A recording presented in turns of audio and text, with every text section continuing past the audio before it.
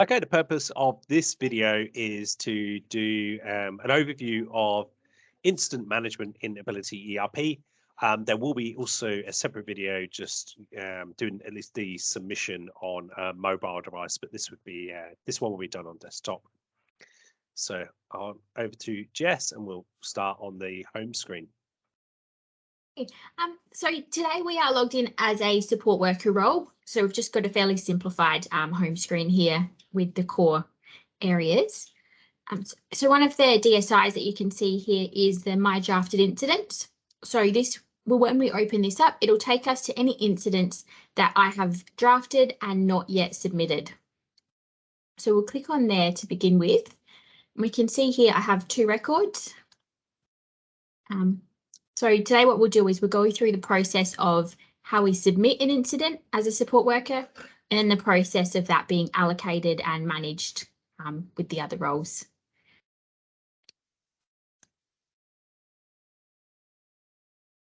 So here is an example. I have pre-filled out some of the data in here just to help us move along, but I'm just going to briefly go over some of the fields as well. So when you're creating an incident, you enter the time and date, of course, and then you also identify who the incident relates to, whether it be a support receiver, which is also might be known as a participant, client, or customer in your organisation, or it can be regarding an employee or both as well. Based on the selection, you will see different fields appear. So employee, you'd have a staff field. Today, we're just doing a support receiver. There's also the ability to reference an existing location within the system if you were to have selected master location. We will go with a free text field today. So just worth noting, Jess, that's one of the most real powerful areas of, I guess, having incident management within a full enterprise resource planning system is the ability to reference location or location information in the system, reference the support receiver there directly as well. You're not entering that one in free text when you don't need to, and the same with reference to employees when relevant too. So you've got therefore fantastic reporting and good data integrity. Definitely good point, Matt, especially if it is a reportable incident, you can zoom across to get the additional details on the people and locations referenced. So that's a very good point. Excellent. We'll go down here now. You'll see here, as per the normal structure of AbilityERP, there are the field groups. So the first one is regarding the incident itself. So just the details of the incident, and then these are the fields that sort of fairly well align with requirements of the NDIS Commission report, as well as opening it up to make sure it can manage all varying incidents within the organisation and other government or bodies that you need to monitor. So you can see here the only field that I have not yet complete, just for demonstration purposes, is the what occurred before the incident. You can see there's actually a placeholder text there as well, so that can be put into any field in the system, and it will just help describe what that user needs to put in the field. So here it's telling us to please detail what was happening leading up to the incident. And when I type over that, it will remove that placeholder text with the text I'm putting in. Before I do that though, what I will do is just demonstrate how at the moment, if I try to save the record, it is telling me that there is one field that I have not yet complete, and that is the what occurred before the incident there. So we are unable to submit the incident until that has been complete. So just noting that before I do finalise this.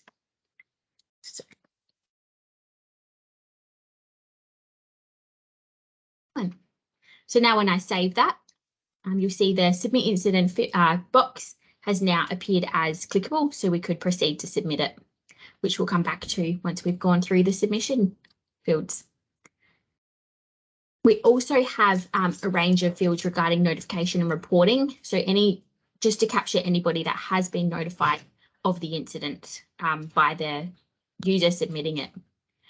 So you'll also see we do have some dynamic validation built in here. So depending on the answer to a number of these questions, you might see other fields appear.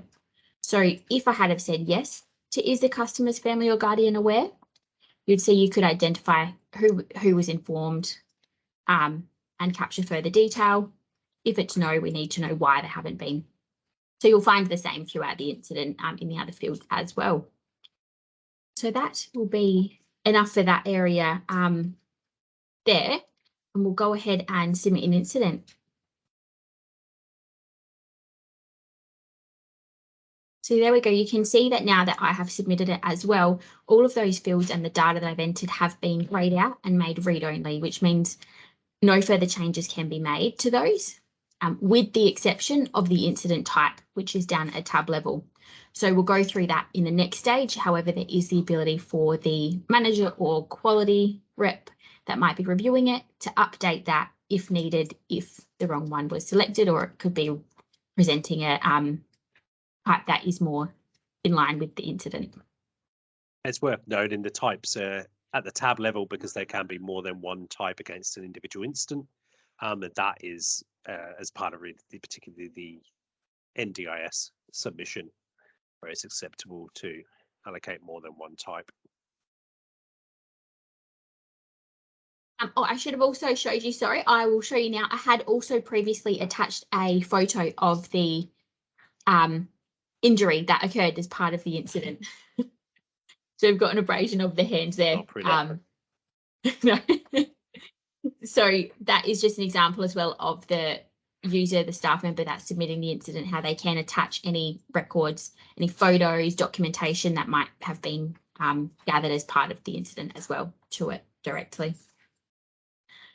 So what we'll do now, that incident will now disappear from the task or the staff member, the support worker's sort of working documents, and it will now be reallocated to the quality coordinator in AbilityERP.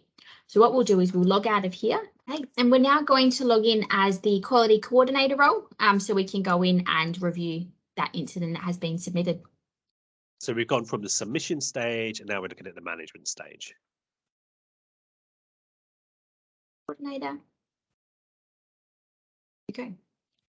And you'll see here as well, this home screen looks quite different to the support worker role. It has additional reporting and graphs here that will have data that's more relevant to the manager role, so you can really monitor and see the incidents that are being submitted. So we're going to jump into the all incident reports assigned to role. So that's the quality coordinator, as we have currently got a workflow built in to AbilityERP where any incident that gets submitted is allocated to the quality coordinator role. However, that can, of course, and is customizable to any organisation. So if you want to add additional workflows, have that vary based on the location of the incident, the support receiver, or the staff that's that is being referenced in the incident, that can definitely be done as well. Yeah, and it's worth saying there's no limits to the extent of what you can do there. If you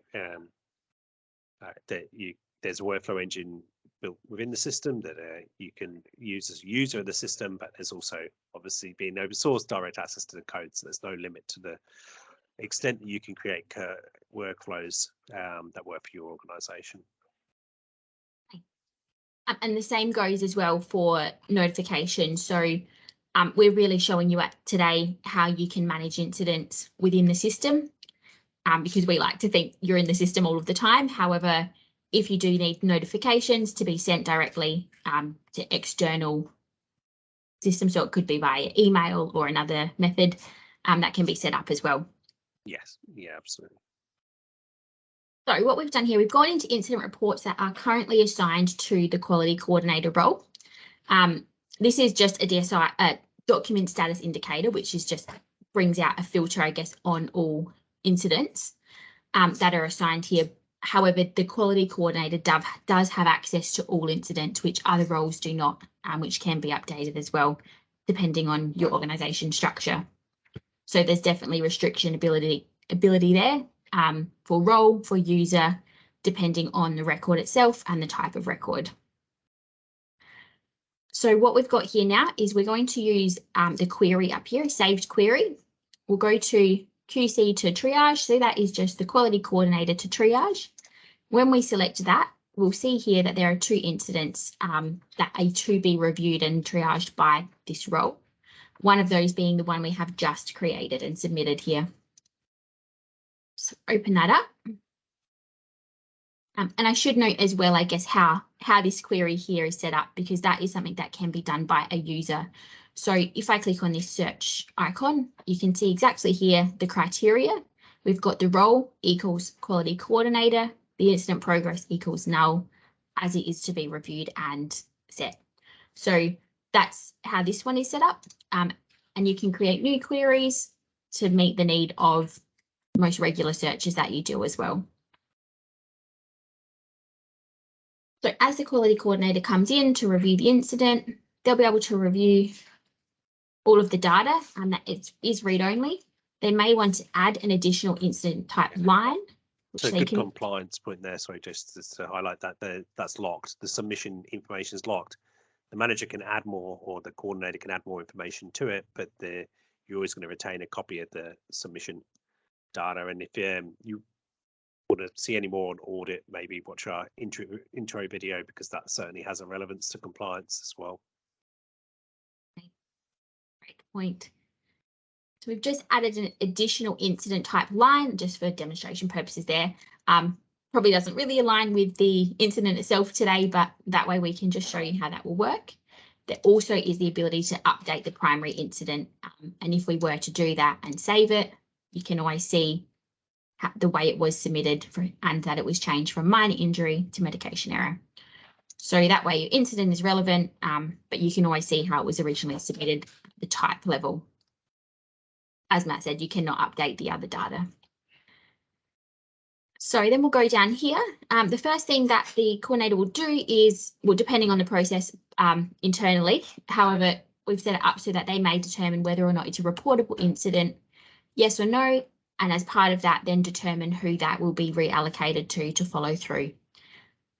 If it was a reportable incident, we do have additional field group with additional fields appear to capture the details regarding this commission notification as well.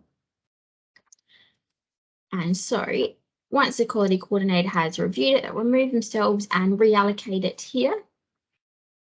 Today we'll go to Oliver, which is the user that can follow that through.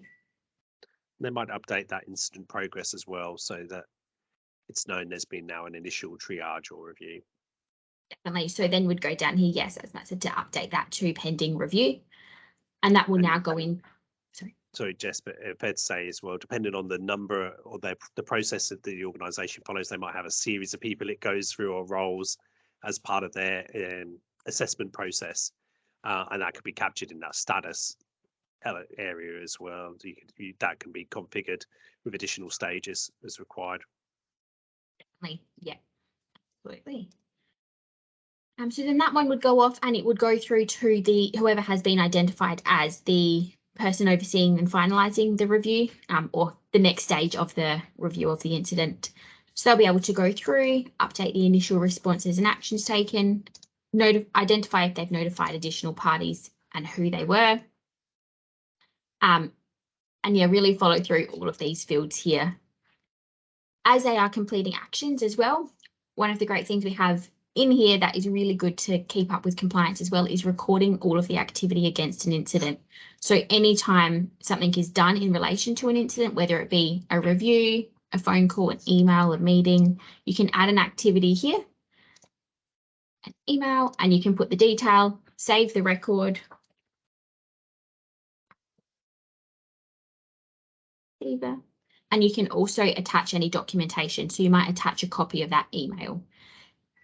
As an incident goes on, you'll see that list of activities really grows and it will always be related to that incident. So you can see the exact cycle of anything occurring.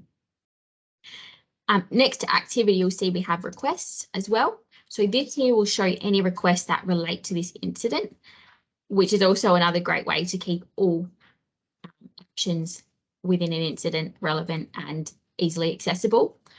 You can create a request the same way you do in any other AbilityERP window, up here with the request tick box, and create a new request. As you do that, it will automatically reference that incident, and you can send this request to anybody in the organisation, and they will only see the detail in the request, and they can then access the incident if they have the access to that incident outside of the request. So just confirming this request will not give them access to any information in the incident that they don't already have. might be please. So this is a great way of giving people tasks that need to do something, like maybe there's even a maintenance task or something that's come from it, but you don't want them to see the nature of the incident itself. So they don't have access to the incident, but they do have access to the request that they need to do, and that request can still reference the incident. It's also worth noting it will reference any of the information, relevant information in the incident itself as well, just by the fact that it referenced the incident. So the support receivers / client / customer, the employees or the locations, that request will also reference that because the incident referenced them. So you've got your holistic total report and request, say by location, and then you can filter by which one's related to an incident. So there's some really advanced reporting you could do. And you could also even close an incident but have ongoing requests still open against it, or even create new requests on it as other items come to light. Nothing worse in the system, you're leaving your instance open because there's still tasks outstanding, but it's not really when all of the assessment and outcomes and learnings are really complete. It's just maybe perhaps a minor request that's more long term.